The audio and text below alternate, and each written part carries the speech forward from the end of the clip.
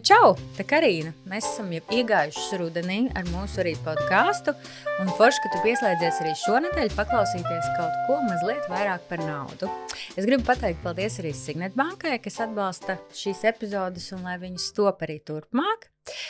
Un jūs jau zinat, ka manās sarunās man vienmēr ir tāda intriga un pašā ļoti interesanti uzaicināt dāmas, kas nāk no dažādām jomām.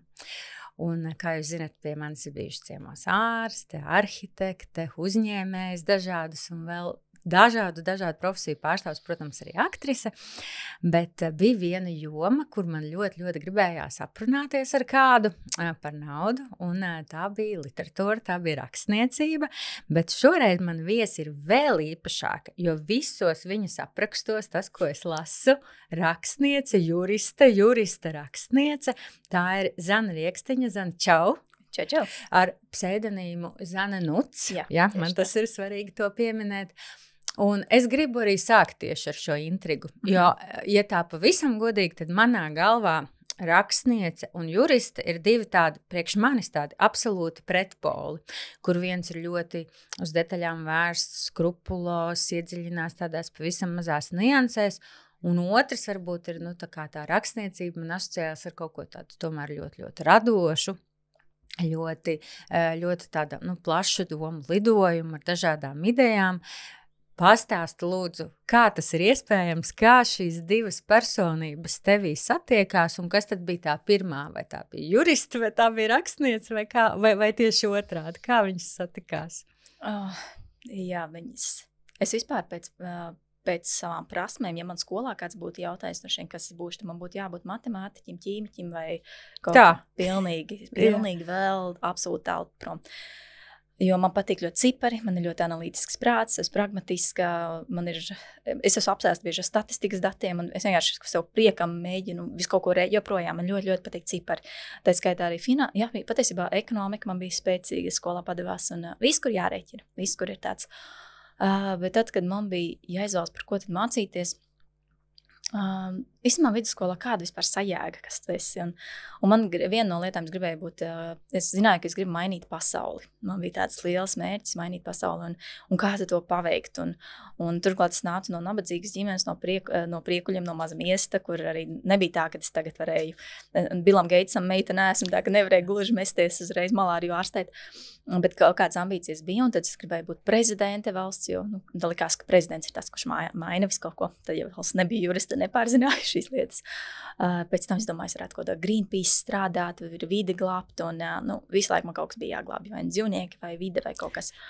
Un tad tajā kontekstā, kad tas viss jāsliek bija kopā, kad man ir jānopelna iztika, vienlaikus jāizdara kaut kas labs, un es īsti nezinu, ar matemātikas neredzēju, kā es to varētu izdarīt, vai ķīmiju, vai kaut ko tādu. Turklāt man likās, es neesmu tik ģeniāli, lai es to darītu, bet es gāju eksaktajās klasēs. Līdz ar to es tā kā trenējos ar domu, ka es būšu kaut kāds zinātnieks, bet 12. klases beigās es izlēmu, ka iešu uz juristu tieši tāpēc, ka es nezinu, ko apvienot, bet šī tās zināšanas tik daudzpusīgas, ka tu pēc tam varēsi strādāt. Es iztēlojos, ka es varētu kā jurists palīdzēt tur vidi glābt, vai kā jurists noteikti varētu būt par prezidentu, un ka kopumā tā zināšanas noderēs. Un tad es aizgāju uz universitāti, un es atklāju, ka man nenormāli patīk mācīties tieši jurisprudents.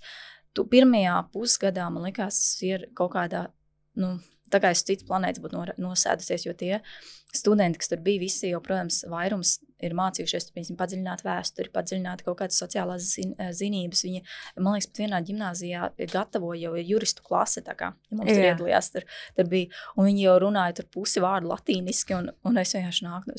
Lai gan es biju pabeidzu skolu kā gudrāk, kā ar labākajām sekmēm skolā, bet viņas bija citā sfērā. Un tagad es sāku, bet es ļoti ātri iebraucu tajā, kas ir jādara, un sapratu, kas un kā. Lai gan es esmu slinka uz mācīšanos, bet man ļoti pielīp zināšanas, man viegla galva, tā teikt. Un tad man iepatikās viss tiesību filozofija, tiesību teorija. Joprojām pat man ir izskatīt līgums un viss tādas, kas kaut kādas ļoti sausās lietas, bet pat tagad, kā ir kaut kāda likstes uzreiz, kādi tiesību principi kolidē, kādas tur saskaras tā brīvība ar šitādu brīvību, kā risināt, kur ir taisnīguma izjūta. Šīs tēmas tā kā filozofiskās un tādas teorētiskās man ļoti patīk. Bet protams, tāpēc man ļoti patika studēt. Un tāpēc arī turpināju studēt, reiz, ka pārgāju uz maģistratūru. Un vispār jau es biju sākus arī strādāt jau pirmajā kursā, un es biju pasaules glābšana beidzās, jo man bija iepatikās naudu pelnīt. Un es sāku strādāt par parādu piedzinēju pirmajā kursā.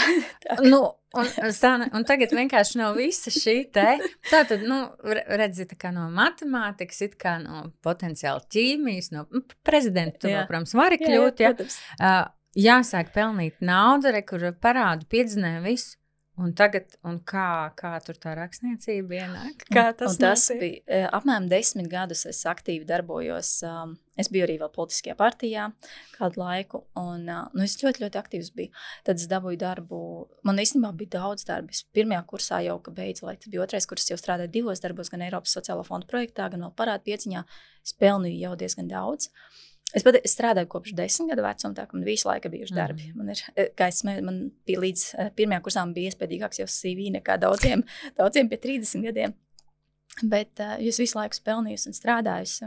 Un piedod, tas ir bijis dēļ tā, ka tev vienkārši to vajadzēja darīt finansiālu apsvērumu pēc tā pieņemt. Jā, gan arī man ir vienmēr bijusi tāda apsaistība ar neatkarību. Man jau laika gala man vienmēr, kad es esmu neatkarīga, maksimāli gribu būt neatkarīga no vecākiem. Vienlaiks man arī vecāki mani audzināja. Man viņa teica bija tālbraucējs, un viņš bieži bija projām. Man bija 14 gadi, man jau piešķīra tēta kartes dublikātu un internetbankas piekļuvi, jo vecākiem tie tikko nāca. Tas bija laiks, kad vispār parādījās visādi internetu datori. Un man noteikti bija daudz vieglāk, man arī patika, tāpēc es maksāju visus rēķinus, man bija piekļuvi visai naudai, man vecāki vienmēr uzticējās, ka es būšu atbildīgāka nekā viņi paši par savu naudu, tāpēc man jau no 14 gadiem bija 3. pensiju atvērts un vārdu sakot visādīgs, es visu tur biju izpētījusi, es bieži nenormāli daudz laika pavadīju bankā, tad vēl klātienē bija visi jādara. Man bija kaut kāds pilnvaras izrakstīts, es nezinu, kā to varēja darīt tajā laikā tagad ar tām zināšanām, bet man bija, es visu gāju, jo teicu, bija prom ārzemēs un es kārtoju šīs lietas. Un, labi, atgriežamies pie tās rakstniecības. Tas ir joprojām fenomenāli interesanti, protams, ka 14-15 gadus jaunā meitenīte kārto visu ģimenes lietas un bankā tas ir ļoti, jo arī vēl varam bišķiņ tam pieskārties. Jā. Bet saki man tomēr par to rakstīt, man tomēr tā interesē, kā no šī nonāca. Un dārts 10 gadus pēc tam, kad es jau to karjeru biju profesijā uzbūvējusi pietiekami augstu un sapratos, viss šis ir tas nosacīts zenīts. Protams, tu varētu vēl kaut kādu advokātu iet, bet sapratu, ka man tas neinteresē. Es neesmu tāda, kā kolēģi man pasmējās, viņi saka, tie putni jau bija redzami ārā. Kad, man padevās, es spēju sakoncentrēties un izdarīt darbu kvalitatīvu, bet tas nebija. Arī jūtu, kad es neplaukstu tur. Es vienkārši spēju izdarīt darbu, jo to zināšanas ir. Un tad es izlasīju tās pirmo reizi brīvprātīgi kādu vieglo romānu. Tās bija 50 grēju nokrāsas, jo līdz šim es biju lasījusi tikai juridisko literatūru, filozofa darbus un skolas obligāto literatūru, kas man līdz ar to lasīšana asociējās ar diezgan garlaicīgu, grūtu darbu. Un kāpēc? Es nenojautu, ka eksistē viegla literatūra. Un es izlasīju šo slaveno sekseni, un tad man bija tāds lasīju. Pirmkārt, es nevarēju viņu nolikt malām, likās vaiprātīgi interesanti. No otras puses, es domāju, ārpēc kāds mēsls. Tur bija likās vienkārši tā. Un es smejoties vienam, saku, šī tādu tu varētu pat uzrakstīt. Un tas viss bija tajā laikā automehāniķis. Un viņš smējās, nevar ik viens grāmatu uzrakstīt. Un man tik atliek kādam pateikt, kaut ko nevar. Un tad es teicu, es uzrakstīšu, ceļš viņi ir 50 miljonus nopelnījis. Es mierīgi šī tādas, es saku, es tādas viegli uzrakstīšu. Un te jau man bija jāpierāda, kas var sākt rakstīt. Tad tas sākās kā prikols, un tāpēc arī esmu nuci, jo tas arī bija tieši tikpat maznozīmīgi. Vīri teica, tajos ārzemnieki nevarēs riekstiņu izrunāt. Es teicu, es būšu Zeins nats. Un tā tas vienkārši aizgāja absolūti nenopietni. Bet es sāku rakstīt šo grāmatu un atklāju, ka es nezinu, kā, es vienkārši zināju, kā uzrakstīt stāstu. To man pēc tam izdevējs teica, viņš saka, kad ir visādīgi kodi, un viņš saka, tu vienkārši ir cilvēki, kuri uzķer to kodu, kā to darīt. Un es to uzķēru. Es nezinu, kā man nebija. Bez jebkādām priekšzināšanām. Pirmais romāns manā dzīvē, ko es vispār izlasījos, un es pat nezināju, ka tajā romānā bija tiešās runas bija ar domzīmītēm, skolā mācīja pēdiņām. Jā. Un es, tas grāmatās laikam raksta domzīmēs, un es burtiski kopēju tās 50 grēju nokrāsas, kad ir tā, ka viņi sarunājas, tad ir kaut kādas pārdomas tur, un tās piebildes saucamās, tad pa vidu jābūt kaut kam tam. Nu, es burtiski gāju, skatījos, bet es to ideju. Es vienkārši intuitīvi jūtu, kā būvējis. Un man galvā skan uzreiz teksti. Man tur tāds, un tas ir nenormāli kaifīgs sajūta. Es tā nebiju jūtusies nekad darbā.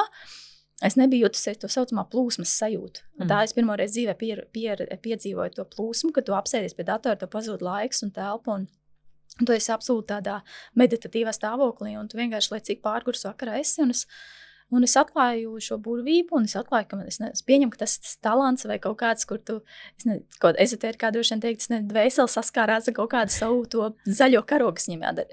Tas bija diezgan maģiski. Bet tas nebija tik vienkārši. Es 50 miljonus tā arī nenopelnīju, grāmatu arī nepabeidzu. Bet es kaut mēnesi no vietas ņēmos, pēros, un tad kļuvu apsēst ar lasīšanu. Jo man ir tādas hiperfokusa tendences, kad kaut ko iecepīja, man tad es rītīgi tad tur uzreiz 100-200 grāmatas gadā, tie sākuma pirmos gadus, neko citu nedaru. Un tad es aizgāju no darba. Tad es aizgāju vienkārši iesniedzu atlūgumu, jo es nespēju parakstīt. Es domāju, sēdēšu bezdarbnieka, rakstīšu savus pasaules bestselleri. Bezdarbniekā es izdzīvoju 2 dienas, kritu panikā, ka es esmu, jo tas burtiski bija nesen. Es biju jūs magistru grādu un es nesen biju paaugstinājumu darbā iegūs. Un arī alga bija krietni labāk. Un tad es nāca nākošais plāns, kad valsts pārvaldītāji taču ik viens tikai to vien dzer kafiju un nestrādā. Tāpēc es varētu iet valsts pārvaldi, turpināt strādāt kā jurista kaut kur tajā jomā un rakstīt to savu grāmatu. Un pierreiz man būs arī izmantot šī izglītība, jo nekāda drošības pilvena man nebija. Mēs vēl nesen bijām hipotekāro kredītu paņēmuši vīru. Vīrs man arī nekāds bagātais nav, un es mentāli nespētu arī, es nevaru pieļaut domu, ka kāds man uztur, man vienmēr jābūt absolūti neatkarīgai. Un tāpēc man bija kaut kas jādara, un tā es aizgāju strādāt valsts kontroli. Bet šiem man lika strādāt, un neviens man kafiju nedeva, tāpēc tā rakstīšana tika nolikta tālu maliņā. Un viņi atgriezās, kad es piedzimu dēls, un es biju bērnu kopšanas atvaļinājumā. Bet ne kā rakstniece tajā laikā es jau biju viss. Es reku izgāzos, mans mēģinājums bijis, jau tur tā kā sapni biju nolūks malā, bet es sāku rakstīt blogu, kas arī bija diezgan dīvaini, neplānoti, jo es biju izdomājis, es negribu atgriezties jurisprudencē, kas būs mana jaunā profesija. Un es tur, kamēr biju bērnu kopšanā, es tur ņēmos, mēs tur kļuvām pa minimālistiem, vegāniem, kaut ko tur. To tu man vēl pastāstīsi. Jā, tas man viss aizgāja, un tas vispār tā visa dzīve nomainījās. Un es mēģināju vairāk pievērsties tai vides tēmai, es tur biju arī Zero Wasters, un es vienreiz uzrakstīju stāstu, jo mēs vīri vienkārši vakarā smējāmies par tolts papīru kā 90. Kad nebija vēl izgudrots, kā mēs avīzi, un kā bija visādīs tās tehnikas, un kā jāloka pareizi. Vienkārši mums likās ļoti smieklīgas atmiņas abiem par bērnību. Un es aizgāju uz biblioteku, un es domāju, jāuzrakstīt draugiem, jāizsūta šis stāsts, jo tiešām visi, kas ar mani auga kopā, būs baigi ņirdzīgi, jo mēs tur vīri līdz krampiem nosmējāmies. Un es uzrakstīju viņu kā stāstu tur, un man bija baigi smuki sanācis, pat tāds forši, man pašai tāds lepnums, ka man sanācis tāds baigais ieraksts, es viņu ieliku Facebookā, man bija kauns likt zem savas oriģinālā vārda, jo es joprojām biju amatpersona, man bija viss tīrs, tāds brīnišķīgs, un pēc uztaisīju to Zane Nuts, jo no sērijas, labi, šito es varu aizsūtīt kādam uz Facebookā ielikus tur, to rakstu, un viņu tajā dienaktī, jo es nākošajā dienā man Facebooks telefonā nebija, es biju arī izcēlus uz visas sociālas tīklus un telefoniem, es atnāku uz datorā atveru, un man ir 30,000 cilvēki izlasījuši to manu rakstu. Paskatīt bija pilna ar jautājumiem, kas ir Zane Nuts. Šis ir smieklīgākais, kas jebkad ir lasīts. Šis bija manas labākās dzīves 5 minūtes, un brīnišķīgs vēstules, fantastisks vēstules, jo tie mani paziņas, ko mums bija izsūtījusi, visi bija pārsūtījuši tālāk, un tad jau viss bija iegriezies. Un tad jau bija āķis lūpā, tad es biju vienkārši sajūta skaifu, un tad man visas sāk katru otro dienu vismaz jauns blogu ieraksts gan pa minimālismu, gan visu, un tad jau pēc 3. blogu ieraksta mani aicināja uzstāties lekcijas vadīt, un tad sāk pelnīt naudu ar lekcijām un uzstāšanām. Un tagad pastāst man tomēr vēlreiz par to pelnīt naudu. Tad Zane, kur ir pieradusi no, 13, 14 gadu vecuma, kā tu teici, pelnīt vai domāt par naudu, meklēt šos te darbus, būt absolūti neatkarīga. Kas tad ir tā bāze vai tie pētījumi, ko tu veici tajā brīdī, lai tā kā saprastu, es tomēr tad iešu uz to rakstniecību, jo es varu iedomāties, apmēram to tavu personības tipu, kas tomēr grib, tā mazliet, kā tu teici, 2 dienas bezdarbniekos iestājās panika, jo tu saproti, ka tomēr tu gribi to naudu, tu gribi pelnīt. Un kā tad īsti ir? Labi, mēs zinām, nu, tur kaut kādi Rowling ar saviem romāniem, kas arī tur tos miljonus pelna, ja, vai tur 50 nokrāsas Greja, kas arī miljonus pelna. Bet, nu tā, varbūt tas nav ļoti vispār zināms, ka rakstnieki uzreiz tā, nu, ārkārtīgi labi pelna, un ka tas būtu tā, nu, ļoti akmenī cirsts, ka tas ir tik paredzami, varbūt, ka katru mēnesi tev ir šāda honorāra vai šāda alga. Kā tu par to domā? Nu, ar savu to prātu, kas šķietami bija ļoti tāds par prognozējumību, par to, ka tev ir svarīgi pelnīt, nu, tu nebija varbūt tāda pavisam pa gaisu. Kā tu kā tā nauda tur ienāca, vai tās tavas attiecības ar naudu tajā brīdī, vai viņas pamainījās? Nu, šeit ir, te varētu stundām par šo runāt, jo tas nav vienkārši. Un, jo es tiešām esmu cilvēks, kur tā, ka man bija kaut kādi 16 vīri sāk kopā dzīvot. Es strādāju 188 vidusskolas laikā, un tā bija pirmā tāda liela alga, ko saņēmu. Es nezinu, ko dara citi 16 gadnieki. Es pirmo lietu nopirku gultas veļu. Diez vai to viņi dara?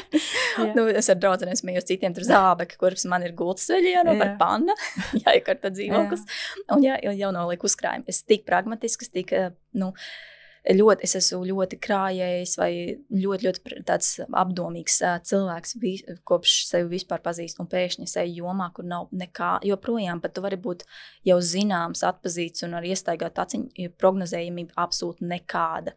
Nu, absolūti nekāda, jo tas mainās burtiski, uznāk Covid, tā būs, uznāk, ja kāds mazākā nians, tev iekritīs grāmatu, iznāk ar citu, kurš var veiksmīgāks vai līdzīgs, atkal tev neko nevar prognozēt. Nu, lūk, un es kā arī krājējs, tāds dabīgais krājējs, jo mēs esam šie te dažādie finanšu personību tipi, un man pilnīgi jau pašai jau sirds pukst tagad straujāk domājot par to, ka, nu kā tas ir, ja, ka tu esi ar šo visu to, kā tu saki, to pragmatisko pieeju, tu vienmēr atliec, tu krāji, tu zini, bet tev sirdsbalss vai aicinājums ir ieiet jomā, kas ir, nu, absolūti tāda fluīda un plūstoša un viss mainās. Nu, un ko tas priekš tevis tad nozīmē? Kā tu pārveidoji to savu domāšanu vai to plānošanu? Nu, tad šeit mums ir jau tomēr tam minimālismam jāpieskarās, jo ja nebūtu bijis šī domāšana un viss šis nenormāli drastiskais darbs ar sevi, ar savu prāta programmām, teiksim tā, kādas man viņas bija, tad tas nebūtu iespējams. Jo pirmkārt, tas, kas notika tajā laikā, es sāku nenormāli tīrīt, tad, kas tam minimālismam bērnu kopšanas atvaļinājumā, turklāt bija vēl pēcimdības depresijas iespējā. Tas viss bija diezgan haotiski, bet tas bija mans kaut kāds tā boja, vai kā viņi sauc tā osta, kurai piesieties. Un es tīri, un es nenormāli daudz pārdevu mēbeles, iedzīvi, ļoti daudz noziedoju labdarībā, vienkārši izmetu. Man palika tik maz mantu. Nu, par šo man viena vesels, agrāk bija, tagad man vairs nav, bet es par šo esmu vesels stand-up par to, kā es tīri un metu ārā mantas un cik daudz par sevi uzzināju, cik daudz visādīgas lietas, kā es iekārtoju savu māju un savu iedzīvi neatbilstoši sev, bet statusam, kādu es gribēju, vai kas man likās, ka jābūt, vai atbilstoši kaut kādām bērnības traumām, ja man bija kauns no tā, kad es biju nabadzīga, tad man bija jāizskatās svarīgākai un cik daudz bija tērējusi lieki, lai gan man tas tiešām nerūp. Un kas ir manas vērtības, atgriezos pie visādīgiem tās pašas vides tēmām, un es pieņemsim joprojām drēbes pārsvarā iepērku otrās tā kā humpalās, vai nu arī tā jābūt kaut kādai, pieņemsim, ja tās sporta vai pārgājienu, nu, kas ir tiešām jābūt kvalitatīvai vai ziemas apģēram, tad viņas nopērku 5, 6, 10 gadus staigāšu ar to vienu, man vienalga, kā tas izskatās. Un tās ir manas vērtības. Un katram savas, šīs ir manas, un es nemaz nespēju. Citādāk, tāpat laikā es šķiežu naudu tehnikā vai automašīnās, man jābūt svarīgai tur tehniskiem parametriem un tā. Bet labi, pa minimālismu. Es drīkstu to pajautāt tikai to, bet tas impulss vispār par to domāt, tas impulss tā kā, tu viņu sauc par minimālismu, tas izklausās, tā ir tāda būtībā dzīves vērtību pārvērtēšana. Tas impulss bija vairāk tā kā, tas bija finansiāls, jo tu saproti, nezinu, es vairs nevaru atļauties uzturēt to fake statusu vai vienalga, kā es biju gribējis, vai tas bija emocionāls, no kurienes nāk tas pušs tik ļoti, tā vilkme, tā kā tik ļoti to pārvērtēt, jo es varu iedomāties, ka tas, godīgi sakot, ir ne tikai tāds priecīgs process un forši un stand-ups un izstāstīt par to, kā tu met ārā, bet tas īstenībā arī izklausās tāds, tāda ritīgi gaļas mašīna. Tu pilnībā to visu pārvērtē un paņem, tas jau ir tā ļoti godīgi sev pateikt, hei, es īstenībā gāju uz to darbu un pirku tās drēbes, jo es gribēju izskatīties citu acīs svarīgāk, tāpēc, ka man tas ir psiholoģiski vajadzīgi. Tas arī bija. Tas bija mentāli viens no smagākajiem dzīves posmiem, un ja viņš tāds nebūtu bijis, es arī nebūtu sākus. Es teiktu, tas bija arī tāds pēcdzemdību depresijas mudināts, bet tā depresija kopumā bija izveidojusies, tāpēc, ka tad, kad man bija impulss aiziet no ostas darba ar to rakstīšanu, tā bija jau pirmā reize, kad es sev pateicu, es neesmu te laimīga, šis nav tas, ko es gribu darīt, es eju pret sevi. Reku ir lieta, ko es spētu darīt, bet šeit ir tās bailes, kad es šo lietu nespēju izdzīvot. Un šeit sadūrās, kā? Un mans pragmatiskais prāts krita panikā, un viņš izvēlēs, paliekam drošībā. Un labi, es aizgāju to valsts kontroli, un kādu laiku sev mānīju, redz, kā es forši, kā es caur valsts kontroli visu valsti izglābšu, kā es te parādīšu, kā mums pareizi naudiņa jāpārvalda. Protams, bija aizraujoši un interesants darbs, bet es tur sēžu, domāju, cik ilgi sev mānīšu. Es neredzu jēgu šim, tas ir absolūti bezjēdzīgi. Es neredzu savu vērtību šajā mehānismā, es neko te būtisku nemainu. Un ka joprojām ir tas kaut kas, bet tās bailes un kā to apvienot, un tas ir izmisums. Un nav tā risinājuma, tu risinājumu neredz, līdz viņš atnāk, un tu ieraugi, un tu skaties, kā es varēju to neredzēt. Un tad, kad tie bērnu kopšanas atvaļinājumi, es sāku tās mantas mest, kas primāri nebija tāpēc, ka es mēģināju iegūt kaut kādu naudu. Es nezināju, uz ko es eju. Tas bija tāpēc, ka man vienkārši bija, kā tautas valodā sakot, šķirms aizkritis, un man katra tā manta, man bija tāda klaustrofobiska sajūta. Viss, kas nebija mans, man likās, jo tas nebija mentāli veselīgs stāvoklis no vienas puses, bet acīm redzot, viņš bija vajadzīgs. Un tāpēc es sāku tīrīt. Es sāku tīrīt primāri, lai attīrītu sevi, jo tas sākās arī tāpēc, ka man mazs zīdainis, ārpēc viņš tās glāzes uzmetīs savu virsmu, un man bija visādīgs trauksmes un tāds. Un tad katru izlikto mantu ārā man bija tāds, mazliet, cik labi jūtos. Cik tur paliek mana vecā kurpe, kuru es mīlu, nevis man bija kaut kādas 60 vai 90 pāri apavu, kuras izmetu. Man daudz, jo es mēģināju būt Kerija Brečela no Seks un Liepilsētas, bet ar šļopkām, jo es jau nevaru atļauties dārgos labutēnus. Es pirku visas akcijas šļopkas, ko varēju nopirkt. Un es sēdēju un es paliku ar vienu labāk un labāk, un visādīgi mani principi, kas man ir svarīgs, viss tas, piemēram, man nepārāk patīk kosmētika lietot, man patīk būt tādai tīri, es esmu pārāk slinka, bet tā, ka es biju tajā juristu dzīvē, man vienmēr bija kostīmi, augstu papēži, papēži man sākās tikai no 10 centimetriem, tagad man nav nevienu augstpēžu kurpju, es staigāju tikai kedās, un visādīgi šādas lietas, un beigās tā nāk brīvība, wow, es varu būt, un man likās, es sāku elpot. Un tad mans 3 dzīvoklis, kas mums tobrīd bija Pierīgā, tajā hipotekārajā kredītā, es skatījos, kāpēc man tik liels dzīvoklis, un vīrs atnāk no darba mājas, un saka, kāda jēga mums Pierīgā, kāds mums sakars ar Rīgu, es neatgriezīšos darbā. Un vīrs saka, patiesībā man arī bija savu profesiju. Viņš bija mehāniķis, tāpēc, ka teica, bija mehāniķis, tas, ko es mācēju, tas, ko es izmācījos, un viņš jau, bet man to riebis, man tas stress, un viņš saka, es arī gribu iet projām. Un arī viņš aizgāja projām, bet tā kā man bija bērnu kopšanas pabalsts diezgan liels, un tad mēs pirmo reizi pēc tiem gadiem, tie bija kaut 3 vai 4 gadi, kopš mums dzīvoklis bija kredītā, mēs apskatījāmies savu dzīvokļu vērtību, man vīrs viņu pats bija izremontējis tādu ātro remontiņu, un viņam bija dubultojusies. To mēs varējām pārdot, dot visus kredītus, mēs saprotam, mums vēl paliek kaut kādi, tie nebija daudz, bija kaut 22,000, kas man palika uz rokas, plus vēl mums bija iekrājumi, un bija tāds, apstāmies, cik cēsīs maksā, un mēs nopirkām tādu vienistabas dzīvokli ar lielu kvadratūru, bet mēs viņu uzreiz redzējām vīziju, kā mēs viņu pārtaisīsim studio tipa 2-stabu dzīvokli. Un vīrs paliks ar bērnu, jo viņš teica, viņa sapnis jau mēs tā kā sagājām kopā, jo man bija tie 16, man vīrs vienmēr teica, tu strādāsi, es mājās audzināšu bērnus. Un es teicu, brīnišķīga kombinācija, man tas der, tas ir tas, ko es gribu. Un tas bija kā joks, bet tā ir tāda, bet mēs, protams, uz to aizgājām prom. Mēs abi vienmēr strādājām, vīrs strādāja visu kopā. Un es audzinu bērnu, kas bija arī pret tādu manu iekšējo sajūtu, ka man vīrs ir labāka māma nekā es esmu brīnišķīgs tētis. Un tas, protams, arī pret sociumu, un tev jāstrādā. Tur bija visādīgi prātu tādi, kā.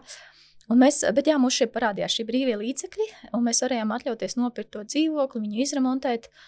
Un vēl bija bērnu kopšanas pabalsts, un tāpēc, ka mēs bijām minimāli, tajā laikā tas bija 2018. gads, es tobrīd spēju ar visiem rēķiniem dzīvoklim, ar visu pārtiku un ar visu to savu dzīvesveidu, un turklāt labi dzīvojot normāli, nevis tur. Mums izdevumi bija 600 eiro mēnesī. Es nezinu, ko klausītāji šī bet tas ir, tagad skatos, jūs vēl projām vēdu Excel, es zinu, kāda mani, tagad viņi vispār tādi nav. Un es domāju, un agrāk mums bija algas ritīgi lielas, un mums nekad nepietika. Vienkārši likās, nu labi, mēs tāpat krājām, tāpat jau kaut kāds maksājām, beigās jau nebija tā gluži šķiedāmies. Bet pēkšņi mēs 600 eiro, mums vēl pabalsts man bija lielāks, mēs vēl no pabalsta iekrājām. Tad vīram vēl bija bezdarbnieku pabalsts, man pēc tam vēl sanāca es varēju pēc bērnu kopšanas vēl palikt uz pabalstiņu, un tikmēr jau man bija sāka rādīties šie mazie ienākumi no tām lekcijām. Nu, tie nebija lieli, tie bija daži simti pa vienu. Daži simt pa otru, bet tas bija neprognozējami. Un man bija tāds, es nezināju, ka lektoriem maksā. Man vienmēr likās, ka visi brauc pa brīvu kaut ko runāt. Es tā, un izrādās šādi var pelnīt. Un mani aicināja runāt par tēmām, par kurām manas sajēgas nebija. Izrādās mums trūkst runātāju, bet es varu runāt, kā tu saproti, mani šobrīd nevar apturēt noturēt uz ceļa. Es varu runāt daudz. Un tā sākās man šis pagrieziens, un man vēl bija tie ienākumi. Man bija šī nauda, ar ko es varēju tā kā pāriet, bet kaut kā tas pabalsts beigsies. Un visu laiku stojās, un ap to laiks bija uzrakstījusi savu pirmo grāmatu, arī paralēli, bet es nezināju, kur viņu iesākt. Un tad bija būtiski laiks, ka man beidzas visi pabalsti, bet mums bija kaut kādi, mēs vēl māju bijām sākuši celt. Jā. Tad mēs pārdevām savu to dzīvokli. Mums tas ir nenormāli strauji, skatoties, vienkārši nesaprotu, kā mēs to varējām izdarīt, bet tas tā bija, tev pēkšņi neviens neiet uz darbu, un tik daudz iespēju paveras, un tev arī tā domāšana mainījusies. Un tad, kad tie izdevumi, tev nav vajadzīgi izdevumi, ja tu vari izdzīvot 600 eiro mēnesī, pudeles lasot depozītā nododot, varētu salasīt, ja visu dienu lasītu. Tas ir izdarāms. Un tāpēc tā bija baigā brīvība, un tas ir tas man atslēgas vārds, šis nenormāli gara atbildes, to kā varēju to pāriet, bija tā spēja izdzīvot ar nenormāli maz, nejūtoties, ka tev ir maz. Bet no tā palēnām ceļš, mums teikt liela māja, milzīgi izdevumi, 2 mašīnas, atkal mēs esam iekāpuši, un tagad man atkal jūtu, ka man nāk šis spiediens, ka man atkal nāk šī klaustrofobiskā sajūta, un ka es vīram saku, kur mēs apmaldījāmies. Man atkal gribas atgūt šo mieru. Es to saucu par minimālismu. Tas nav minimālisms, bet tas mindsets kaut kāds, kurā... Un man tas bija, tā ir tāda brīvība, jo tas, kas tajā posmā bija, es vairs neskatījos uz naudu kā cipariem vai kaut kādu mērķi. Es visu laiku sev jautāju, ko es varu nopirkt cik tā nauda man maksā laiku. Vai tas tā mana laika vērts? Jā. Ja es nopirkšu to jaciņu, cik minūtes es atņemšu, jo man būs kaut kā jādomā, kā to nopelnīt, cik stresu es sev radīšu. Vai man tas pirkums impulsīvais ir tā vērts, man to manu minūšu, manu stundu vai manu dienu vērts. Un tad tas viss man gāja caur, jo mana vērtība kļuva laiks. Jo tajā brīvajā laikā tikai sāku ieraudzīt, cik daudz es neredzēju. Es izkāpu no tā žurku skrējienu uz citu pasauli ieraudzīju. Un tagad, un tad mēs sākām paši izdot tās grāmatas, tas arī atvērās, es tādu opciju pat nebiju apsvērusi. Un tagad varbūt tu vari bišķiņ pareflektēt par to, labi, tu tagad esi tajā jaunajā dzīvē, un tad tu tā kā sāc droši vien veidot to sapratni un pastāsti mums, vai ar to grāmatu izdošanu var pelnīt, vai tā ir vieta, kur mēs, piemēram, ar Dārtu runājot par viņu kā aktrises profesiju, diezgan daudz arī runājām par to, ka pasaulē arī tomēr tie stāsti tajā šoubiznesā bieži vien ir tādi, ka visvairāk tu nopelni esot seja kādam kosmētikas zīmolam, piemēram, nevis no tās pamatprofesijas, kurā varbūt tas atalgojums ir pat relatīvi neliels. Rakstniecībā es pieņemu, ir tie lielie tirgi, ir Amerika, un ja tu kaut kā trāpi uz to tēmu, es nezinu, par vampīriem vai vēl kaut ko, un tad tu kļūsti ļoti strauji populārs, tad es pieņemu, ka tas ir veiksmīgi, bet kāds ir bijis, kāda ir tagad varbūt būtu tava atbilde, domājot par to rakstniecību, naudu un vai var nopelnīt? Manā gadījumā sākums rakstniecībai man sākās to, kas izdevu grāmatas pati. Un tas bija ļoti riskanti, tu ieguldi arī mūsu pēdējos iekrājumus, mēs ieguldījām manā pirmajā grāmatā, un tas bija Covida. Pats sākums. Vēl tagad es ieguldīju, nezināju, ka būs Covid, un tad uznāca Covid. Bet man tas paveicās, jo arī, ja tu pats izdod un tev nopērk to grāmatu, tu arī nopelni. Noteikti kādas 2 reizes vairāk, kā tu vari, pat vairāk, atkarībā, cik kādi ir, kuram darījumi ir tiem izdevniecībām. Un tā kā es rakstīju romantiskajā žanrā, un viņš ir ejošs žanrs, un mana grāmata saucās pirmā, es izgludināju viņu krēklus, un tas ir tik veiksmīgs nosaukums, ļoti, ļoti veiksmīgs nosaukums. Cilvēki grib uzzināt, kam tu gludināji, kāpēc. Okay. Un tas nosaukums ir baigs vajīgais, lai vispār pārdot grāmatu. Man paveicās, un es tiešām diezgan īsāko tos 3, jo praktiski 3 mēnešu grāmatas dzīves cikls, tas pirmais. Pēc tam viņa tur tā palēnām, ja kaut kas tā kā man tagad seriāls iznāk grāmatā, tā atkal maziņš būstiņš te uz to filmēšanas un pēc tam iznākšanas laiku ir. Un ar to es spēju īstenībā diezgan ilgi, kaut kāds 2 gadus, bet tas bija arī, man bija savs uzņēmums uzreiz, mēs tur visu, un stress milzīgi lielāks, un tad uznāca karš Ukrainā, kas man atkal iedzina tādā depresīvā stāvoklī, turklāt mēs bijām kļuvuši paudžu vecākiem, un arī mums bija ukraiņu puisis bija, kā pie mums dzīvoja, un man vienkārši nebija laika vairs, nespēju apvienot. Tas bija pilnlaika biznesa izdot arī savu grāmatu. Turklāt viss tā ņemšanās, tu esi pilnīgi viens. Izņemot, tie, kas ir tev tā kā līguma darbinieki, tur uztais redaktors vai vāka dizainers vai kaut kāda, bet tā tu esi viens. Jā. Bet neskatoties uz to, tev ir tāda bijusi super augsta produktivitāte, jo, ja mēs skatāmies, kādā ātrumā tu esi izdevusi savus, rakstījusi savus romānus, tad tur ir tā kā gadu no gadu, un ir citi gadi, kad ir pat vairāki. Kā? Jā, no tie pirmie gadi man bija 3 grāmatas gadā, tas ik pa 4 mēneši jaunu grāmatu, jo tā var izdzīvot. Ja tādā tempā raksta pats izdot, tad tu vari diezgan labi dzīvot. Tā ir normāla, ja ar juristu profesiju konkurējoša alga, došiem pat labāk. Raksti mazāk vai nedodies nepārdodas grāmata, kāda to jau esi mīnusos. Ja tas pats būtu noticis pie izdevniecības, es nespētu pat ar tādu tempu rakstot tikai no honorāra, ko es saņemu par tām grāmatām. Ja vien viņas nav super veiksmīgas, tiešām tas nav Karienas Račko gadījums vai tagad, piemēram, Daudziņai Zanēt ļoti labi pārdevās, bet tie ir reti izņēmumi. Nevar izdzīvot to, tā ir tāds patīkams bonusiņš, atvaļinājuma nauda kaut kam citam, un tāpēc lielākā daļa rakstniekiem ir cits darbs. Savukārt, bet es aizgāju pēc izdevniecību, jo man ir tagad 6. grāmata, laikam būs zem izdevniecības. Taču ap to laiku, kad es aizgāju prom, mani jau sāka arvien vairāk aicināt visādīgas bibliotekas vai skolas, un tur maksā honorārs arī par šīm lekcijām. Un tur es vairāk varēju nopelnīt, tiešām joprojām. Jā, ja saskaitītu, domāju, es vairāk nopelnu ar lekciju novadīšanu nekā ar grāmatām. Un kādi tad ir tev šajā brīdī tie tavi paradumi, finanšu paradumi? Tev atkal tā nav jāsauc nekādas summas, nekas tāds, bet drīzāk varbūt no tavām tām praksēm un paradumu viedokļa, kā tu šobrīd domā, ja tu biji kādreiz, es tā varu iedomāties tā ļoti disciplinētā krājēja, bet man jau, protams, vienmēr tā ir licies, ka ja tev ir fiksēta alga, kur tu zini, ka tev 5. datumā ieskaitīs, tad man šķiet, ka būt krājējam, protams, ir daudzkārt vieglāk, jo tu ļoti skaidri var rēķināties ar skaidru ienākumu, tev ir, tur, teiksim, skaidrā izdevuma puse, un tad tu izlem, cik tu uzkrāji, un tad var aiziet pārējiem kaut kas tēriņiem. Bet kā tev ir šobrīd, kādi ir tie tavi šī brīža tādi labie finanšu paradumi, ko tu vari ieviest, ņemot vērā, to mainīgo varbūt daļu, kas ir tajā ienākuma pusē? Attiecībā uz ieguldījumiem man interesanti, ka mainījās. Tad, kad es aizgāju prom no patstāvīga darba, patstāvīgas algas, arī mainījās krāšanas paradumi. Jā. Es pēkšņi vairs nekrāju. Ja tādā izpratnē man vairs nebija tur katru mēnesi tāds un tāds summiņa aiziet krājkontā vai kaut kādā. Man sākās, es sāku eksperimentēt sadīgā akcijas un kriptovalūtas, bet tas bija spēlējot. Es burtiski ielieku, lai saprastu, ka es saku, man patīk cipari, man patīk tādi līknes, bet man tur tā kā nepavilka, es kaut kas, ik pa laiciem es kaut kāds, tur bija dažiem 10 eiro, ja es kādreiz arī kaut ko uzvinēju, tādas naudiņas, bet tā bija tāda spēlēšanās, kur skatīties, varbūt šeit arī, jo es teicu, man atvērās cita pasaule, pēkšņi ir laiks, jo tas, kas man šeit bija ļoti daudz laika eksperimentēt, man bija daudz laika izzināt, kas vēl vispār eksistē ārpus tās 8:00 darbu un vakarā nāc mājās, un pēc tam man bija visas iespējamās durvis, un tagad man tās durvis gribējās atvērt. Un mūsu gadījumā, tā kā man vīrs praktiskais cilvēks, viņš šobrīd ir celtniecībā, jeb galdniecībā, viņš ir tāds ļoti daudzpusīgs un ļoti ir tāds spēcīgi forši prāti, kurš spēj, līdzīgi, ja man ir ar cipariem, mēs esam pilnīgi dažādās jomās, tad viņam ir uz tādām tehniskām lietām, ka viņš vienmēr ir tur, viņš izdomās, kā kvadrātu iebāzt apļu caurumā, un tas ir fenomenāli, kā viņas smadzenes strādā, un viņš var apgūt.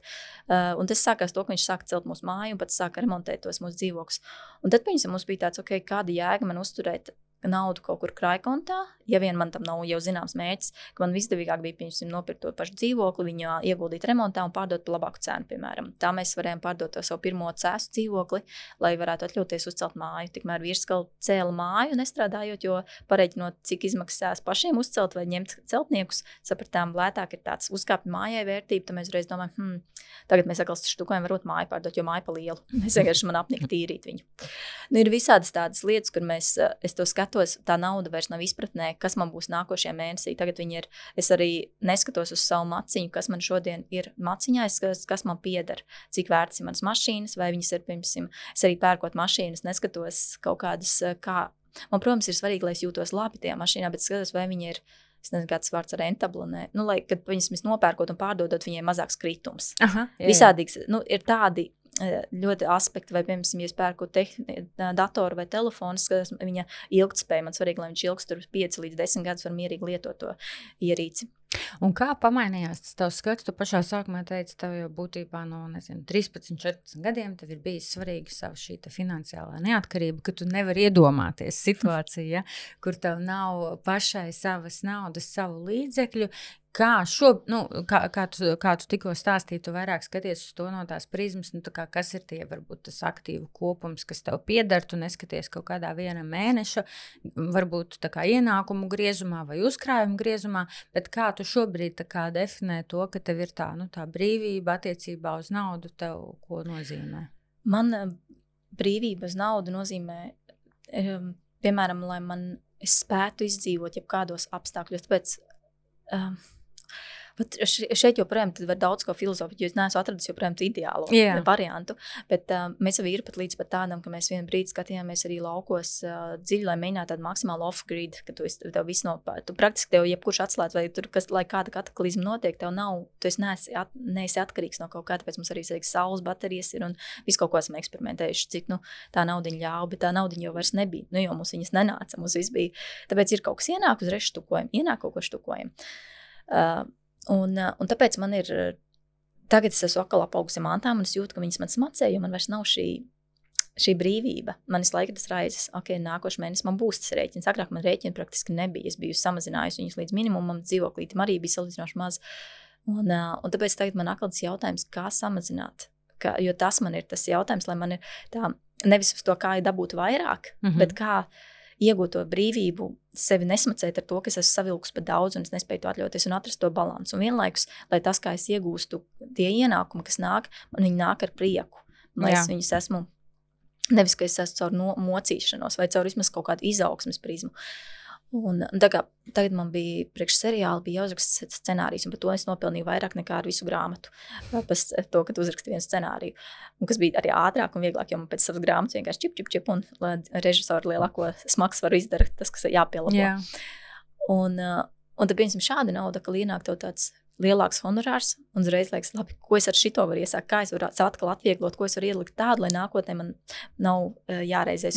Un ja es nevaru izdomāt, ko, piemēram, tas nav tik liels, lai es tagad nopirkt kaut ko vērtīgu, tad es bieži samaksāju rēķinus uz priekšu, tā, lai man pa ziemu, man nav jādomā par rēķiniem. Es neielikšu krājkontā, vai arī ja man ir kredīts, es vienmēr maksāšu, lai es samazinātu, piemēram, jo kredīta procents vienmēr būs lielāks nekā kaut kāds mazā ieguldījuma procents. Ja tu nezini brīnišķīgus rīkus, kā tur kaut ko ātri nopelnīt labus procentus. Un tad es vienmēr mēģinu samazināt atkal visus izdevumus ar to. Es mēģinu atrast to, lai emocionāls jūtos mierīgi, kurš tas mans balansa punkts. Un taču tai patērnieciskamam ir tā gan kā tāda atkarība. Tu nevar vienā brīdī, es saku, cik ātri mēs no tāda super 600 eiro izdevumu limita uzaugām līdz kodiem 2, 3, 4 tūkstoši mēnesi izdevumi. Vienkārši es skatos tiem savam Excel un nesaprotu, kur notika tas pagrieziens. Man priekš tā ir tāds ikgadējs paradums. Es taisu katru februāri savu finanšu gavēni. Un es vispār neesmu kaut kāda diētu piekritēja vai tam līdzīgi, bet tas vingrinājums ir domāts precīzi tam, ko tu saki, ka tev liekas, ka tu pats ikdienā nepamani, kur tev pēkšņi aplīpa tie izdevumi. Un es šo paradumu veicu kaut kādus, jau būs šis gads, laikam bija 7. gads, un man katru gadu liekas, ko es tur varētu jaunu atklāt, un tā kā es tāpat diezgan rūpīgi sekoju līdz tiem izdevumiem, es diezgan maz man ir vairs tādu impulsu pirkumu, un pilnīgi katru gadu man ir kaut kāds jauns leņķis, kur es ieraugu vai, es nezinu, bija bija kaut kādi gadi, kuros es pamanīju, ok, es esmu pēkšņi baigi daudz sākus pirkt, pasūtīt kaut kādu ēdienu, kaut kādus voltus šīs, te pieņemsim piegādes, ja, kur, viena katra tā reize neliekas baigi traki, un pēkšņi tu paskaties tādos mēnešu ietvaros, tu saproti, nē, te ir aizgājis pa traku. Vai uz citiem izdevumu pozīcijām, un tas ir ļoti interesanti tā kā sev novērtēt, un tad saprast, vai es gribu to mainīt tajā brīdī. Tev izklausās, ka tev ir tāds vairāk tāds, ik pa kaut kādiem periodiem vai pa gadiem šāds te projekts, ja?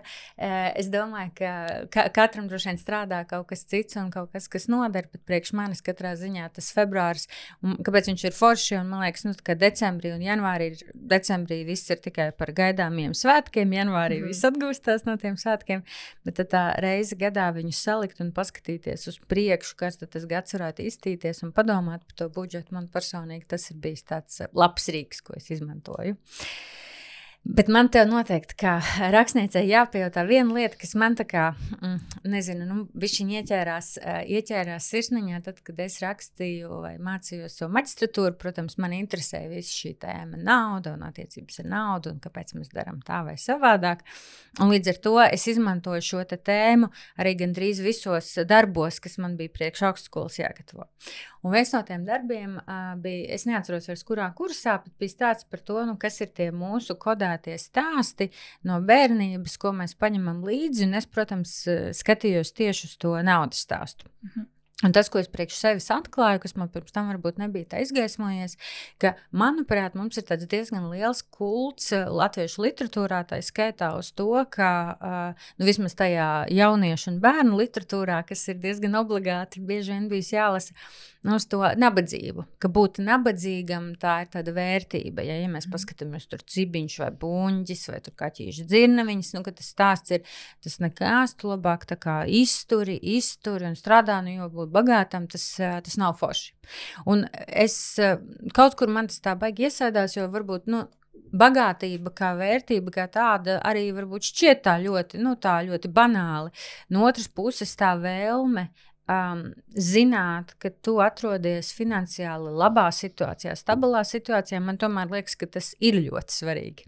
Es nezinu, vai tu vari kaut kā pareflektēt par šo, vai tev liekas, ka šobrīd vispār tā naudas tēma kaut kā ir kaut kur literatūrā, latviešu literatūrā, vai tu par to runā vispār savos romānos, kā tu redzi to naudas tēmu ienākam?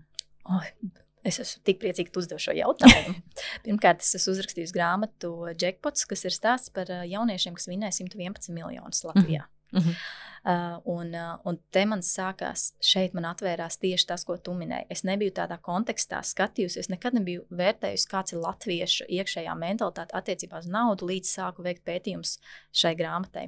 Jo tas, ko nozīmē pētījumi, nekas jau es nesēdēju zinātniskā laboratorijā. Es vienkārši sāku cilvēkiem jautāt, ko tu darītu? 111 miljoni, tāpēc, ka Eiro Jackpotam bija uzkrājums, tobrīd tieši tāds uzkrājums, ka teorētiski Latvijā bija iespēja, jebkurš cilvēks par saviem 2 eiro nopērk, viņš uz dienu varēja to vinēt.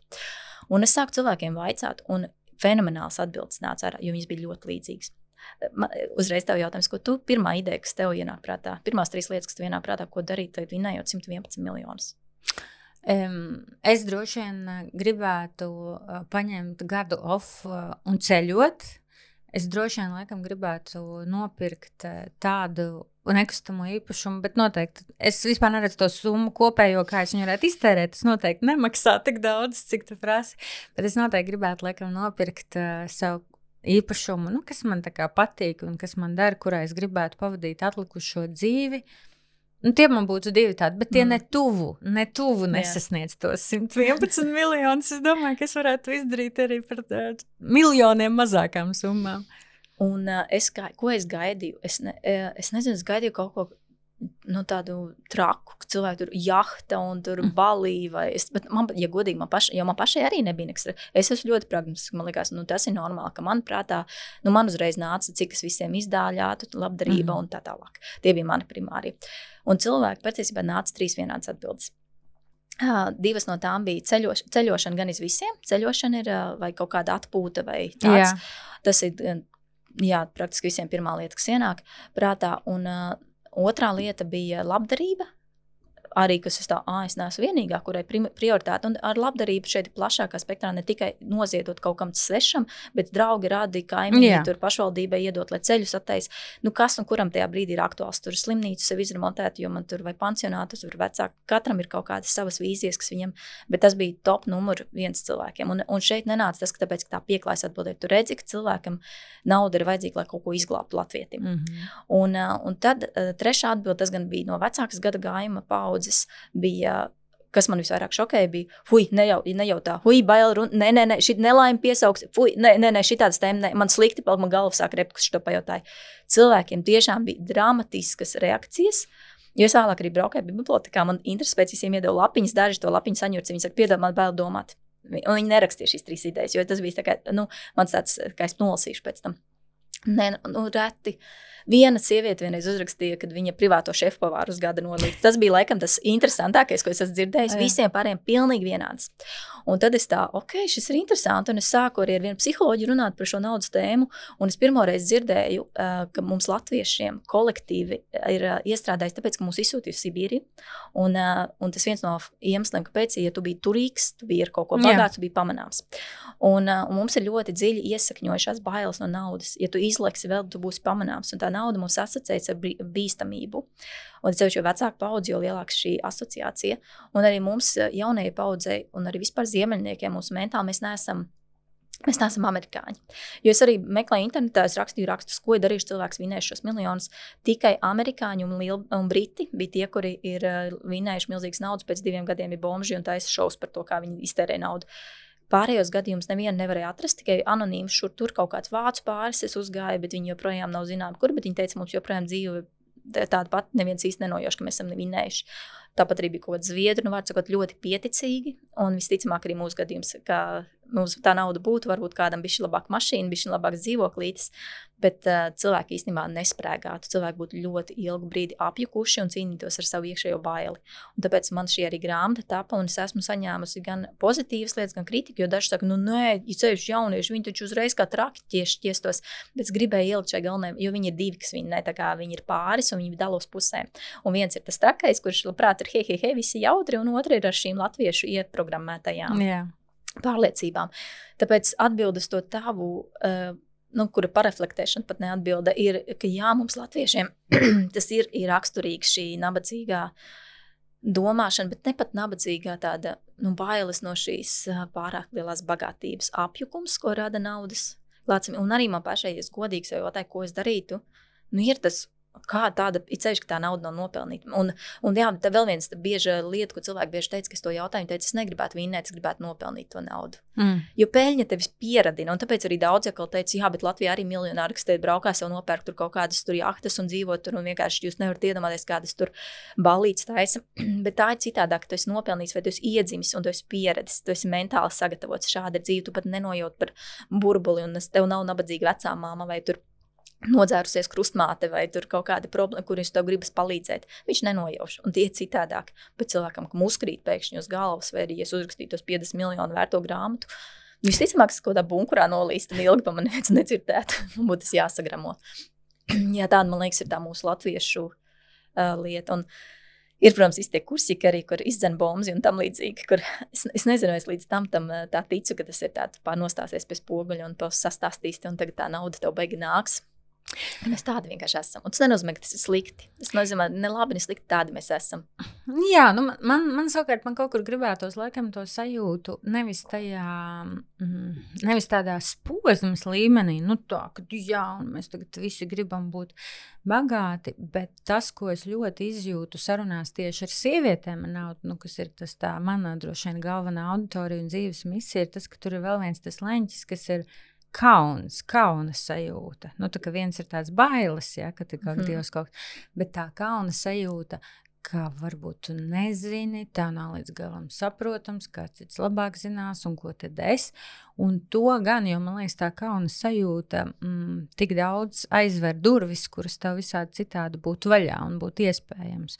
Un to gan man gribētos neiet tajā nolemtības sajūtā, ka tur vienkārši tas tā ir un neko nevaram izdarīt un ar to dzīvosim, jo man liekas tā kauna sajūta noindē ļoti daudz iespējas, ko dzīvē varētu darīt, vai kaut kādas palīdzēt naudai realizēt realizēt to, kas tev tiešām ir svarīgs, ar to nedomājot, nezinu, tur Kerijas Bradshaws, tā kā kurpju kolekciju, bet drīzāk forši piedzīvot to dzīvi tā, kā tu viņu gribi uz saviem noteikumiem, ja tev nebūtu tās kauna sajūtas. Nu, kaut kā tā man gribētos viņu redzēt. Bet paldies, jā, īstenībā ļoti interesanti tas, ko tu saki. Es domāju, ka tā sajūta par to naudu un tā atļaušanās domāt vispār par to, kā būtu, ja būtu vairāk naudas, kas arī mazliet, protams, provokatīvs. Šī podkāsta nosaukums man arī ļoti vienmēr interesē, nu, kāda ir tā cilvēkiem tā pirmā sajūta, un tur ir gan tās varbūt bailes, gan tas apmulsums, gan uzreiz tāda pirmā varbūt reizēm pretreakcija. Nu, nevajag jau vairāk, vajag vienkārši labāk spēt viņu tērēt, un tā, kas, nu, arī varbūt kaut ko par mums bieži vien parāda.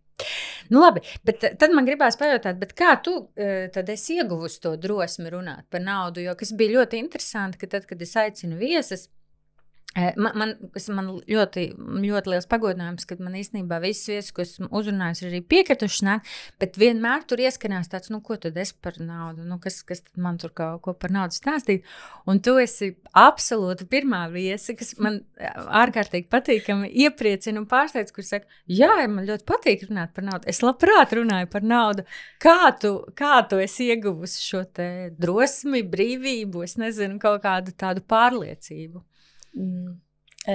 Pirmkārt, manas smadzenes ir saudabīgas, un arī mana ģimene bija saudabīga. Manā ģimenē mēs ļoti atklāti runājam. Man liekas, visi cilvēki tā runā. Tiešām es nezināju, ka var eksistēt citādi, jo tā arī man es vēl pirmajam šādā aizēju pie saviem radiem, un es nebiju sen bijusi, un es tā, wow, cik forši.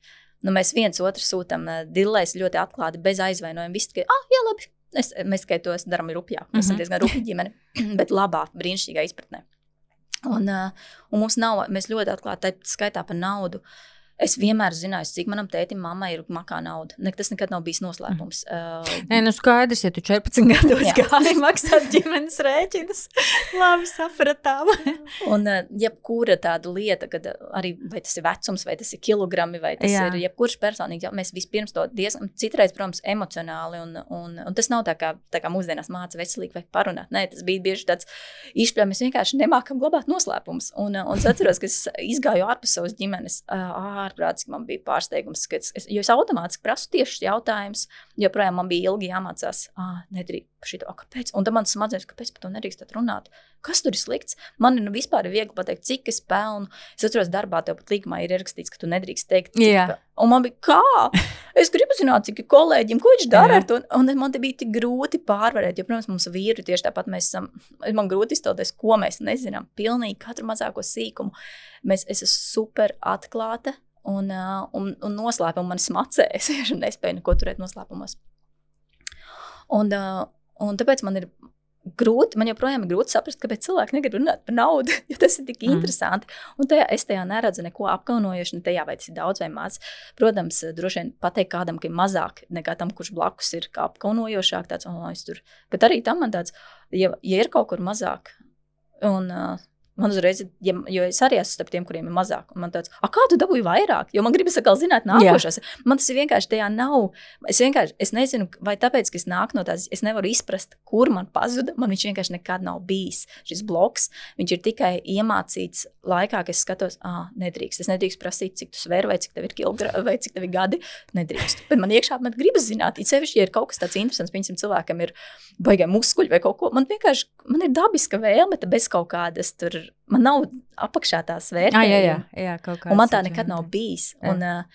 Un šeit es nesen izpildīju to testu Neurodivergent un izrādās, mana mamma, mans vīrs, mēs visi esam neirotipiskie cilvēki. Tāpēc es izskaidroju, kāpēc mūsu smadzenes darbojas un es esmu iemācījusies vienkārši kad es nedrīkstu kaut ko darīt. Jā, uzlika sev kaut kādu tā kā robežiņu. Šitā, jo sākumā tiešām es redzēju tās situācijas, kur es atkal pajautāju kaut ko, un tie pārējie cilvēki pie galda tas klusums. Un es tā, ko es atkal izdarīju? Un man ilgi bija jāmācās, tā skaitā arī darba vidē kaut ko nepateikt, jo es ļoti, ļoti tieši esmu, bet tam nav aizvainojama mērķa. Es vienkārši ātri tā notiek, mans smadzenes tā ir būvētas. Un tāpēc man par naudu, ka man uzaicina un saka, šeit būs jārunā par naudu.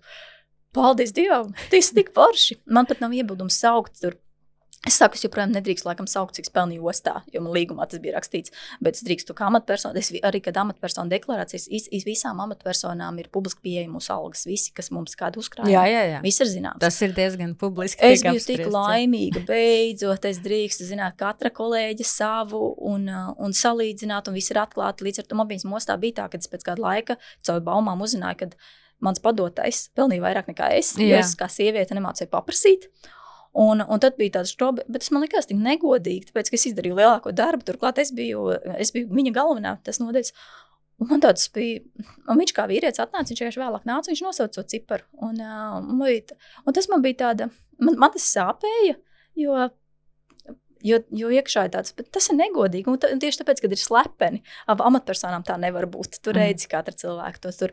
Un tad pēc vienā dienā kaut kas, es tur tā arī atklāti pētu, katru saka, reku, tam tur tas, un es sēžu kabinetā ar kolēģiem, saku, reku, tev tāda mašīna, jo man tas sakal, man likās tik priecīgi, taču šeit drīkst. Un līdz kāds saka, tu nedrīkst tā publiski pētīt, ko padomās par tevi. Es saku, ne jau atkal ierobežojumi. Es nevaru, man ir grūti būt ierobežotai, man tā patīk atklātība, un es nevaru saprast, kāpēc cilvēki, es tiešām to nespēju. Jā, man liekas, ka tādā ziņā to varētu būt tāds patīkams izņēmums, jo man liekas, ka parasti tā citu pētīšana vairāk ir tāda skaudīga droši vien, drīzāk no tādas perspektīvas, nevis ar to domu, ok, pastamies un to taisnīgumu tur atrodam vai paskatāmies, vai tas ir atbilstoši. Man vēl gribās paspēt pajautāt tev, tu savā blogā, man liekas, raksti, ka tu runā par minimālismu, tu runā par patērnieciskumu un tu runā par līdzatkarībām. Vai līdzatkarība var būt arī finansiāla vai ko? Tā līdzatkarība, man liekas, atkarība skaidrs, līdzatkarība, kā tu esi droši vien blakus kādam, nezinu, cilvēkam, ja, un tu kaut kādas paņem kaut kādus paternus, un tu kaut kā mēģini ar to tik galā. Vai arī to finanšu puses līdzatkarību tu kaut kādā veidā esi pētījusi, skatījusi? To mazāk. Par līdzatkarību tas kļuva, es sāku runāt. Tad, kad es pati uzaugu, man vecāki bija alkoholiķi. Un es esmu viens no tiem foršiem piemēriem, kur viņi ir jau daudz, man teica gan miris, bet māma un brālis, viņi ir jau daudz 11 gadus nelieto. Un tāpēc man bija šī brīnišķīga pieredze, kur ir cilvēki ar ļoti smagu atkarību un izārstējušies, un atkal savā atklātības posmā, kur es biju pēkšņi atklājusi rakstīšanu, es radīju tādu projektu Putnu būris, kur es publicēju cilvēku dzīves stāstus, gan atkarīgo, gan līdzatkarīgo, un tā skaitā pati savus pieredzes, jo tā bija, es terapijā ilgu laiku gājis, kad es uzzināju vispār, ka eksistē tāda līdzatkarība, un tas bija viens no tādiem, tas bija patiesībā viens tā skaitā pagrieziena punkts, bija tas laiks arī, es sāku rakstīt grāmatu, sāku terapiju, mana mamma izārstējās no atkarības, un iespējams tāpēc man arī ir šī apsēstība to, ka es nekad nebūšu atkarīga arī finansiāli. Lai gan savu vīru kopās 20 gadus, un mans vīrs tiešām svētais, brīnišķīgs vīrietis, par kuru nebūtu jāraizējas, ka viņš kādreiz varētu man kaut ko pārnodarīt. Bet man ir tik ļoti milzīga šī vēlme būt absolūti neatkarīgai, absolūti, lai katrs mans lēmums ir mans lēmums, jo es esmu redzējusi, šajā gadījumā gan tas nav par finansēm, bet kopumā, cik tās atkarības paņem varā, un tev, manu vecāku tas stāsts, viņš patiesībā ir interesants, kur viņu tā alkohola lietošana sākās sistēmas dēļ, ka viņi vienkārši mammas sapņi tika apgriezti, tāpēc, ka viņai bija sabiedrības spiediens un viņa nevarēja īstenot savas profesionālās ambīcijas, un tas kopumā viss plūsā, visas traumas un tā tālāk. Un tas bija, un man kaut kādā mērā tas mans māmas potenciāls ir milzīgs, viņa ir brīnišķīga, amizanta, harizmātiska sieviete, kura laikam kā bērnība, un tā skata man ir tētis arī, man ļoti forši vecāki, patiesībā tiešām mīloši, un man bija vecāki nekad dzīvē man nav nopēruši. Un tas ir reti, un es esmu jau vecā paudze, man ir 36, kur reti, kuram vecāki, un manī ar visām savām atkarībām bija viena brīnišķīga, viņi darīja visu, lai savu bērnu būtu vienmēr pārliecināti, ka ir mīlēti un tā tālāk, bet viņiem bija šī smagā atkarība, un tāpēc man bija tāds skatīties un uzaugt ar to. Un, protams, tajā brīdī es vainoju tik daudz, ko es vainoju, kad viņi arī viens ar otru daudz strīdējās, un es vienmēr domāju, nē, taču jābūt spējīgiem aiziet, bet tie apstākļi vēl bija 90, absolūtā nabadzība un viss šis. Tāpēc, man liekas, bija apsēst ar šo vajadzību būt vienmēr neatkarīgai, lai gan es jau nācu citā paudzē. Tāpēc bet it kā es par to naudas, protams, tā naudas tēma arī strādājot ar atkarīgiem, es neesmu strādājis, esmu viņus intervējis un daudz, un šī ir viena no biežākajām, diemžēl, problēmām tieši sievietēm, ka viņām, ceļš, jau viņas iekāpš tajās atkarību bedrēs, viņas arī nemāka, viņām nav pārliecība aiziet, jo parasti arī atkarība tev rada tādu tā kā paranoju, tādu satraukumu, tev tāda sociālā trauksme, tu nevari pat aiziet sākt meklēt darbu. Jā. Un tad vienmēr meklē kādu, kurš tev uzturēs, un viņš parasti noteikti nav labvēlīgs, jo ja tu jau esi tajā stāvoklī, kur tevi redz tādi, kuriem vajag to upuri. Un tas ir skumji, ir grūti izkāpt no tā visa, bet es neesmu padomdevējs un es neesmu speciālists šajā jomā, es esmu tikai bijusi kā līdzās un uzklausītājs. Un iemesls, kāpēc beidzu to projektu, ir tieši tāpēc, ka es izdevusi tik ļoti līdzjūtu katram gan atkarīgiem, gan līdzatkarīgiem, kurus intervēju un par kuriem es dalījos. Šī mājaslapa joprojām eksistē, bet viņu neesmu atjaunojis, izturējis, bet es viņu atmetu. Bet tad mani aicināja par vienkārši atkal lasīt daudz lekcijas. Tā skaitā sieviešu cietumu, uz kur gan Covid-19 netika, bet uz tādiem interesantiem tieši par līdzatkarību. Bet šī tēma nebija kā profesionālā ziņā, vienkārši stāstīt to savu personīgo pieredzi, kas ir tik svarīga cilvēkiem. Un tieši tāpēc, ka man bija viegli runāt atklāti, es katru mazāko sīkumu arī kā es pati ar visādiem dēmoniem augu galvā, un kad tu viņus pasaki, tas burtiski ir kā filmās, kad tu pasaki kaut ko atklāt no sevis. Un es beidzot drīkstu runāt, jo tā ir vieta, kur es kā lektors drīkstēju runāt. Tie cilvēki burtiski no auditorijas ceļ rokas un saka, man bija tā un tā. Tas ir tieši tik maģiski, kas notiek, kad atklāti. Un mans sauklis tajā projektam arī bija atklātība dara brīvu. Un tas bija mans iespēja mēģināt runāt atklāti un pretī saņemt ļoti daudz atklātus stāstus. Bet tas man izdedzināja emocionāli. Un tā es sāku rakstīt romantiskās grāmatas, lai kompensētu šo smago. Tas uzreiz burtiski pēc tam es uzrakstīju, izgludināju viņu krēklus, jo es pavadīju naktis raudot, līdzpārdzīvot daudziem. Pārsvarā tas bija sievietes. Nu, arī vīrieši, bet viņiem ir citādāk stāsti. Viņu stāsti arī smagi, bet sieviešu stāsti viņām ir grūtāk aiziet. Viņām grūtāk izmukt, un viņām ir milzīgāka vēlme tikt. Vīriešiem ir jāstrādā ar saviem dēmoniem. Viņiem parasti tas iekšējie stāsti bija, man ir grūti, man ir tā, bet es nevaru, man atkal tas spiež galva. Tur viņi saprot, ka stāsts par viņiem sievietēm ir. Es arī saprotu, bet man vēl nav iespēja kaut kas tur ir. Tur ir tāds balans, tur ir kāds speciālists varētu vairāk paskaidrot, kas un kā. Tavos romānos, kas bieži vien, es saprotu, arī adresēta sieviešu auditorijai, vairāk, Tu pieskaries vispār jebkad naudas tēmē? Tas vispār ir aktuāli? Bet tas, laikam, es saprotu, un tādā literatūrā tā naudas tēma liekas tāda ļoti tāda parasta, bāziska, tāda, kas nav interesanta. Nu, jā, ja parasti fokus noteikti ir uz kaut kādām attiecībām, taču man vienmēr ir jāizdomā, kādā pasaulē viņi dzīvos, jo, ja tas ir erotisks romāns, standartā vienmēr tur ir par ļoti bagātiem, turīgiem. Visiem ir jābūt īpaši smukiem, īpaši izsmalcinātiem, jo ir grūti uzburt romantiku, sevišķi tādā erotiskā kontekstā, kad viņi to dara, viņiem ir jācīnās. Jā, par izdzīvošanu. Okay. Tur ir grūti uzburt romantiku. Taču man ļoti nepatīk to rakstīt. Man patīk, tāpēc es mēģinu laikā atrast tās situācijas, piemēram, tie paši, es uzgludināju viņu krēkli, bija stāsts par sievieti, kas strādā absolūti minimalistiski, ir tāda baigā dzīves kurai gribas darīt visu priekam un tāda baigi ar sevi tur bez ambīcijām un tāda, bet atrast to kā laimprieks. Un viņa satieks ar savukārt ļoti ambiciozu jauno ārstu, kurš atkal mēģina tur baigo karjeru uzbūvēt. Un viņš visu laiku izdedzis un pārguris. Un tad viņi tur viens otru mēģina absolūti budam pretstati atrast to balansu, kā sadzīvot kopā. Un tad šajā gadījumā tā meitenes paraugs man bija tieši, kur viņa mēģina viņam arī iemācīt to, ka nē, taču jābūt dzīvi, kas ir tas un tāds, kad ļauj sev brīvību un nekas nenotiks, ka tu tur nebūs pats labākais ārsts. Un vienlaikus viņš atkal sabalansē to savu vajadzību pēc kaut kādiem panākumiem un ambīcijām, bet nebūtu apsēstam ar to. Un tad es mēģinu atrast to, kur tad tā romantika, un tāpēc man vienmēr pieslēdz klāt humors, un beigās sanāks rakstu romantiskās komēdijas. Jā. Jo tu nevari tīru erotiku, es vienkārši nemāku uzburt. Tur vienīgo erotisko grāmatu, ko es uzrakstīju, tas bija par māksliniekiem, tur Kalna Būdiņā, un tad tur tās finanšu daļa bija maz svarīga. Un tad tur vairāk bija tur ņemšanās viņiem ar iekšējām tur tādām lietām, bet viss pārējais man parasti ir. Es mēģinu atrast kaut kādu balansu, kaut kas ļoti laicīgs, kaut kas ļoti pietuvināts. Bet jā, tie nav par nabadzību, jo ir tiešām grūti uzbūt romantiku absolūtā nabadzībā. Vienkārši neiet tajā žanrā iekšā. Nu, labi. Man liekas, ka ir pienācis laiks man podkasta noslēdzošiem jautājumam. Un noslēdzošais jautājums ir, tu jau ļoti daudz īstenībā pieskāries tam savam stāstam, kā tu no tās krājējas, no tā mindseta, kas ir ļoti tāds, varbūt tāds strikts, pareizs, disciplinēts, izgāja cauri, kā tu viņu sauc, tam minimālismu periodam, savām vērtībām, savām tādām tiešām vajadzībām, pārveidoja to savu dzīvi un droši vien arī attiecības ar naudu, uzlika pavisam citām sliedēm. Bet kāda būtu tava ceļa maizīte tām klausītājām, kas domā par to vairāk naudas? Kā tu par to domā, vai kas būtu tie tavi atslēgas vārdi, domājot par šo te konceptu, varbūt vairāk naudas vai vairāk tādas drošības vai brīvības sajūtas attiecībā uz naudu? Padomu man īsti nav. Es zinu, ka ko es sev, man ir tāds... kādu vingrinājumus attiecībā uz naudu bieži vien izmantoju, lai atklātu kaut ko papildus par sevi.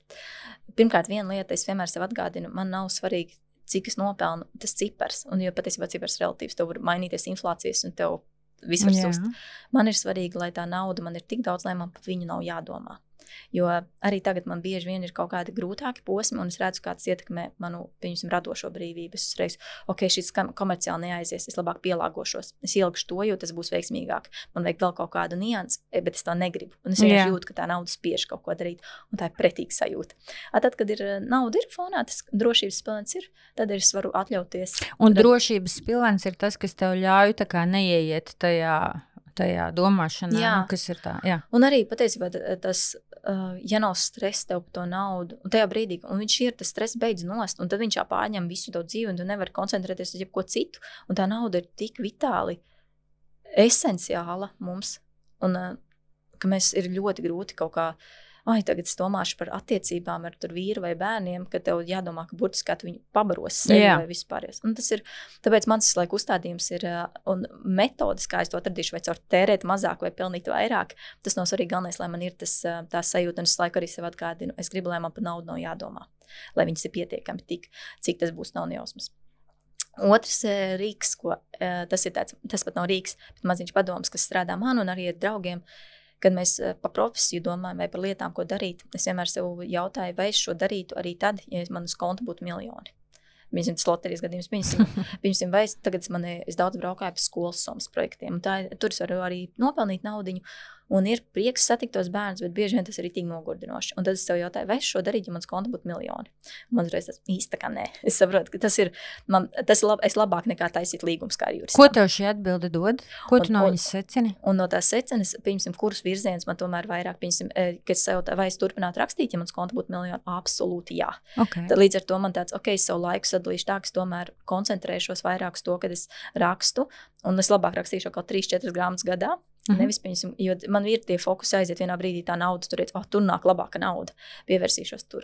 Vai tagad mēs uzsākām šo kustību laiks lasīt, un, protams, viņu nepelna, bet man tā deksme ir tāds, man patīk to darīt, un ja man būtu uz konta miljoni, es viņu darītu vēl vairāk. Un tā kā tu uzreiz redzi tās lietas, vai kaut ko, kas sāk, vai ir kaut kādi jauni piedāvājumi, tev kāds nāk un piedāvā, Klau, nāc iesaisties manā tur, es nezinu, tagad man draudzene Kārčer tos iznomā, viņa tur meklē kaut kādas sadarbības, un es tā vairs to darīt, ja man būtu miljoni. Nē, tad nav jēga man tur iet, ja vien tas uz to mirkli tev kaut ko nepalīdz ātri atrisināt, bet tad tu atceries, tas ir maziņš mirkļa projektiņš ar kaut ko, bet neiegrimsti un sev tādu check-upu visu laiku uztaisīt. Un šis ir labs jautājums arī, ka tu kaut ko, ceļš tiem, kādiem ir kaut kādi mazie savu biznesiņu, un tu mēģini, uz kur virzienu iet, un dažreiz tu neapzināti velc kaut kādā virzienā, jo liekas, ka tur būs labi, bet tam nav nekāds sakara tevi, un tu tāpat izdedz, un tāpat viņš sāk stagnēt un buksēt.